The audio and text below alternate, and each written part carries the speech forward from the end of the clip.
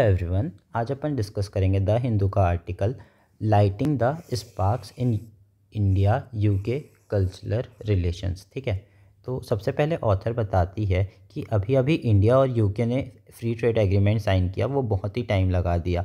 फिर ऑथर आगे बताती है दोनों कंट्री के मिनिस्टर रिसेंटली मिले थे, उन्होंने साइन किया programme of cultural cooperation India और यूके के मिनिस्टर्स ने।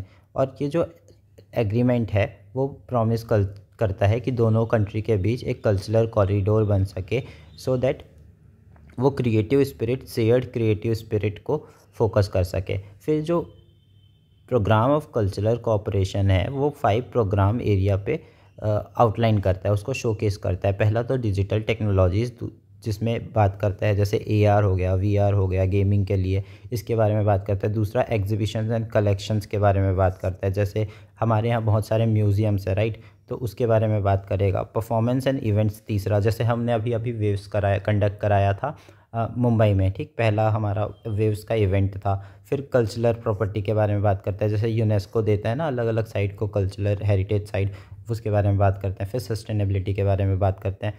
फिर आप बोलते हैं ये जो एग्रीमेंट है वो शेयर कमिटमेंट शो करेगा इन क्रॉस कल्चरल कोलैबोरेशन के ऊपर।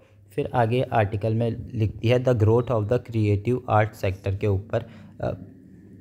उसमें कहती है कि जो क्रिएटिव आर्ट है वो 10% रिच कर जाएगा GDP का 2030 तक। और इंडिया ने अभी होस्ट किया था विश्व, मैंने बता दिया था, वो उनका कमिटमेंट शो करता है, इंडिया का कमिटमेंट शो करता है, ऐसा ये कहती है, टूवर्ड्स द क्रिएटिव आर्ट्स के ऊपर।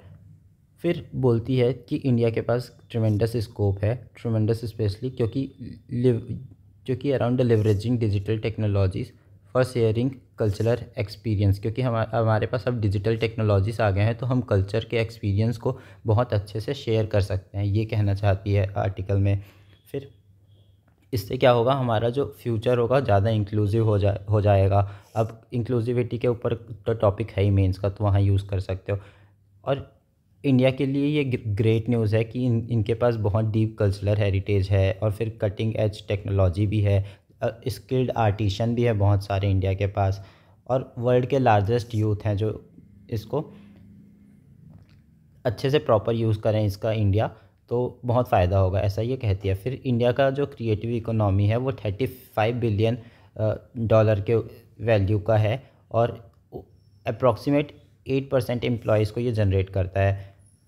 और ये वर्कफोर्स जस्ट सेकंड है बोलती है एग्रीकल्चर के बाद इंडिया में। फिर जो एशियन डेवलपमेंट बैंक है रिपोर्ट में कहते हैं जो क्रिएटिव इंडिया है वो फुल पोटेंशियल यूज़ कर रहा है अपने क्रिएटिव इंडिया का, ठीक है। फिर इंडिया के पास 300 यूनिवर्सिटीज़ है, 3000 कॉलेजेस हैं जो ये कोर्स दे रहे हैं डिज़ाइन और आर्ट और आर्किटेक्चर के ऊपर क्रिएटिव इकोनॉमी के लिए। अब रोल फॉर द यूके क्या है,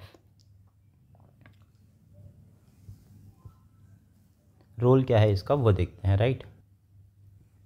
स्टार्टिंग में ऑथर कहती है इस पैराग्राफ में कि जब 2023 में G20 हुआ था तो जो यूके था वो बहुत पिवटल रोल प्ले किया था सपोर्ट करने में इंडिया को कल्चरल एजेंडा के ऊपर। अब ये इन लोग ना, सिंस ऑथर यूके की है तो वो अपना फ़ायदा देख रही है, ऐसा मेरे को लगता है, क्योंकि इंडिया का पॉपुलेशन बहुत ज़्यादा है और वो सपोर्ट तो क्या ही करेगी। जो ब्रिटिश ने आज तक सॉरी नहीं बोला इंडिया को कॉलोनाइज़ करने के बाद, वो क्या ही कुछ करेगा। ठीक है, बट फेयर इनफ, अभी अब उस पर नहीं जाते। तो ये बोलती है ये हमारा रोल था, हमने इंडिया को सपोर्ट किया। अरे भाई नहीं सपोर्ट करते तो भी हम कर लेते, ठीक है। फिर why do this global partnership matter कहती है, क्योंकि क्रिएटिव इकोनॉमी बहुत ज़्यादा इवॉल्व कर रहा है रैपिडली, तो ये फेस चैलेंज करता है, स्किल लेबर से रिलेटेड शॉर्टेज होता है। सो इसको मीट करने के लिए हमें बहुत ज़रूरी है सस्टेन्ड इन्वेस्टमेंट कर सकें एजुकेशन में। हाँ सही बात है, अगर आप इन्वेस्टमेंट करोगे तो अच्छी बात है, कोई दिक्कत नहीं है। फिर सेकंड बोलती है कि इमर्जिंग टेक्नोलॉजीज़ भी एक इश्यूज़ है जिसमें हम हेल्प कर सकते हैं, जैसे कि AR VR से रिलेटेड ये सब में हेल्प कर सकते हैं। फिर आगे बोलती है कि Modi envisions India as a global creative hub के तरह देखते हैं। मोदी का जो विज़न है वो इंडिया को एक ग्लोबल क्रिएटिव हब बनाने का है, और इंडिया में वो 3 pronged अप्रोच अपनाते हैं कहते हैं एजुकेशन में ध्यान देंगे, स्किल में ध्यान देंगे, इंटरनेशनल कोलेब्रेशन में ध्यान देंगे। ठीक है, तो इसको मेंस में डायरेक्ट कोट कर सकते हो। फिर cooperation between the government, industry और एकेडमिया, ये सब बहुत इम्पॉर्टेंट है कि अलग अलग गवर्नमेंट्स के बीच में जब ज़्यादा से ज़्यादा कोऑपरेशन होगा तो ज़्यादा ये बूम करेगा। ठीक है, ये सेक्टर।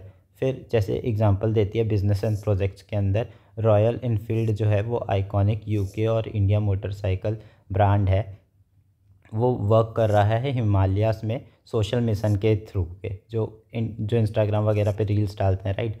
तो वो क्या है, यही है। फिर यूनेस्को भी है, वो हेल्प कर रहा है सेफगार्ड करने के लिए इंटेंजिबल कल्चरल हेरिटेज को 580 आर्टिशंस के साथ मिल कर के, ऐसा बताती है ऑथर। फिर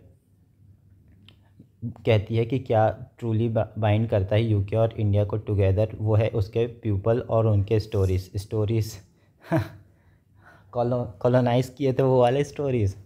ये मेरा क्वेश्चन है ऑथर को। ठीक है, चलो थैंक यू, इतना ही था इस आर्टिकल पे। Hope so it helps you in mains. Thank you.